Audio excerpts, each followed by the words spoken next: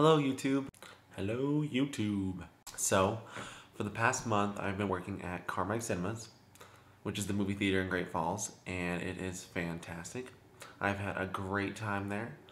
Um, but today is actually my last day working there, and so I just wanted to share, some new knowledge and recollect on my experience there. Being my first stereotypical teenage job, it was very enlightening. I learned a lot about myself. Being in an actual work atmosphere showed me how incompetent I am. That was fun to learn. I used to think I had the Gostis curse because in sports, whether it be basketball or, well, mostly basketball, I was terrible.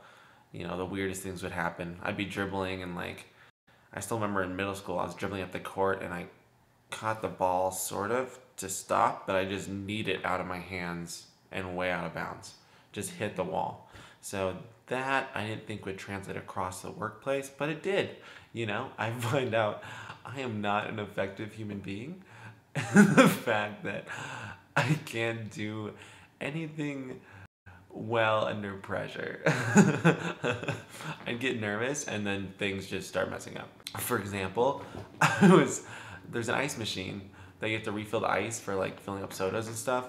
And there's this bucket they use, this huge cooler that they cut open to fill with ice from the sanitized ice cooler, and then you use that to transfer it to the bins of ice. Well, that was hanging next to the ice machine, and I was looking for the ice scooper, which is actually there's this box next to it where the ice scooper is supposed to be.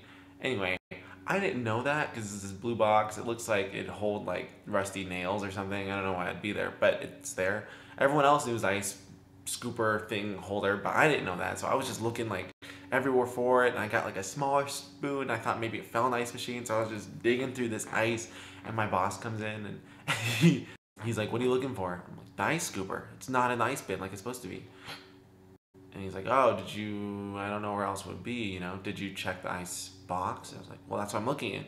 No, the ice box that holds the ice scooper. I was like, "What?" And so I look there, of course it's in there. I'm like, I've been there for 10 minutes scooping away with a spoon through a huge chest of ice looking for the big scooper. I just got out there and I was like, I'm really nervous. So I was like, oh yeah, of course, duh. And I turned and I slapped the ice bucket, which is hanging because it's supposed to be sanitized. You're not allowed to, it's not supposed to touch anything because it touches all the ice that you use for people's drinks. I dropped it directly in the trash can. Just knocked it off into the dirtiest trash can we have. Just sat there in front of my boss. We were both staring. And I think he's too nice to fire me in that moment. Because it was the first week I was working there. And so he just kind of stared at it. There was nothing he had to say. I spent the next half hour just cleaning the hell out of that thing and not getting ice. So I just screwed up everyone's day. But that happens. Working there at Carmike, I also learned a lot about people, how weird people are. When they say everyone goes to the movies, they're right. Everyone. The people you read about in fairy tales that are creepy and just disturbing, they all come to the movies too. For example, when I was cleaning the bathroom, you always find the weirdest popcorn in the weirdest places in there. But I found a bunch of toothpicks next to the toilet. A bunch of, it's just a bunch. I don't know, were you really picking your teeth on the toilet? What is this, Stephen King's Dreamcatcher? I don't know. It was weird. There was also one guy, and this one kind of hits the big part of it. We had a man come in who had clearly urinated himself. And our managers said we couldn't do anything. We didn't want to be rude and ask him to leave or something. And he was old, so it wasn't creepy, 30-year-old guy who was just coming there just weird. You're like, all right, leave to leave. He was 70, so he was incontinent or something. But he came there with his pants already soiled, and he walked in the lobby, and everyone, we didn't notice at the beginning, but then you could just smell it, and it was horrible. Everyone concessions was like, what is that? And then you saw it. You could clearly see it, and this guy was just acting like it wasn't there. At that point, we're like, all right, well, he probably knows, he'll probably, think about what he's doing, something like that. No, he just went away his day, ordered some popcorn, and then went into the theater and sat down. And the movie he saw was actually one of our smallest theaters. And I don't know how anyone else seeing that movie survived, honestly. Like, I wasn't actually there to see the guy, but as I was came to work, they were talking about it, and I had to go. I was on door that day, so I have to go clean after the theaters. I was walking down the hallways, people were exiting, and I just got this whiff of like horrible cat piss. I thought it was the people walking by, and I was like, oh my god, because I was cleaning with this other girl. Did you smell those people? And she just said, no, Darian, you don't know. That's not those people. That's the theater. I was like, no, no, no. Well, as we got closer, I opened the door to the theater, and just this cloud haze hits me and just burns my eyes. It's like the worst pet store ever. Like, I instantly started gagging, like, at my sleeper stuff. I was like, oh my god, oh my god. And so I had to go inside. So I walked into the theater, and it just reeked. And we found out, like, you could sense the smell was, like, in the second to back row.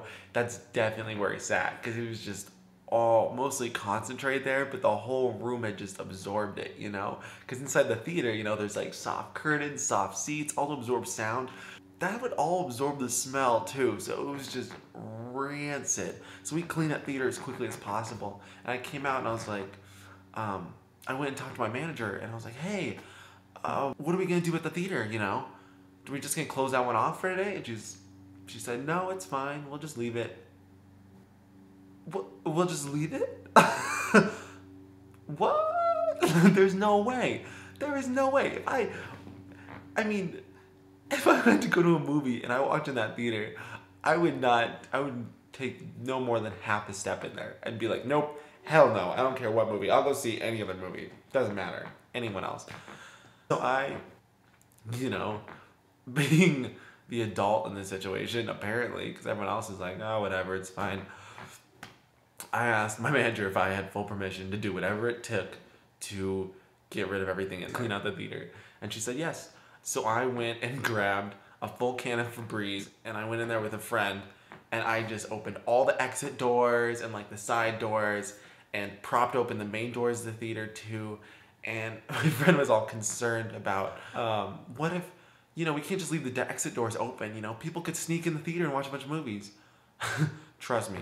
If they step half a foot, like I did, into the theater through the exit, they're not going to want to come in. So we opened all those, and I just Febrezed the out of that theater. Out of it. Completely doused it. I, like, soaked his seat in Febreze. And so by the end of it, like, 15 minutes later, we had to let other people in for the next movie. And by that time, it was actually okay. And I don't think anyone noticed. Saved the day. But yeah, that was exciting. Oh, okay, best story. Maybe not the worst story, but funny story. I was working closing on door. You just have to make sure everything's swept up. You have to take out the trash cans kind of thing at midnight. And I had another friend, come help me take the garbage cans out. So I was like, I had the garbage cans on the wheels and I was pushing them down the hall. And my friend just points me down the hall and says, do you see that guy sleeping? What? And so I turn around, and down the hall by the drinking fountains is this guy just passed out. Just passed out. Like, he looked like he fainted or something. Just in the middle of the hall. And I freaked out. I was like, what the heck? Does he need help or something? And my friend was like, nah, just leave it. He's fine. No, I'm not gonna. What if he, like, hit something? Or I don't know. I couldn't tell if he was sleeping or dead or I don't know. So I, like, dropped my cans and ran down the hall to go help him. And I went over to him, and I saw the back of him. Like, it looked like he was hunched over, so I just saw, like, his back. I didn't see what he was doing, his face or anything. So I went over and I was like, hey, sir, do you need help? Do you need help, sir? And I look over, and he's just laying there with his popcorn spilled, and he's just eating the popcorn off the floor. And he just looks up at me, and he's like, what? What? This guy was completely faced. Completely gone. He was the drunkest I've ever seen a person. Ever. He couldn't focus. His eyes were like focused here. Like where it's kind of cross-eyed but not quite cross-eyed. And he just kept saying, "What? What?" And I was like, "Hey, do you need help? You look like you're in distress." He's like, you don't know me. You don't own me. Come, what are you gonna do? You gonna make me move?" It's like midnight and he's eating popcorn off the floor. Of course I'm gonna make him move. Well, I kept telling him, "Do you need help? You know, can I call someone for you? Do you have friends here in the theater?" Because he needs to leave the building. And he just said, "No, what? You think this is funny? You think this is funny?" And he like got up and he was like standing. "Come here. Come here." I was like, "No, sir, I'm not coming close." He's like, "Come here. Come here." And my friend was like, "What's happening?" And I was like, "No, sir, I'm not coming closer to you." Because clearly he wanted to hit me, you know, that drunk, like, "Come here." No, I'm not letting that happen. Luckily, his friend came out and dragged him away, but he was getting to that point. It has been a pleasure working at Carmike. I had a blast, met a bunch of people, had a lot of laughs, you know, smelled a lot of popcorn and butter, and it's a great place to work for sure. So if I recommend it, work at the movie theater. Great stories, good time, learn a lot about yourself, all the above. All right, I'll talk to you guys later. Bye.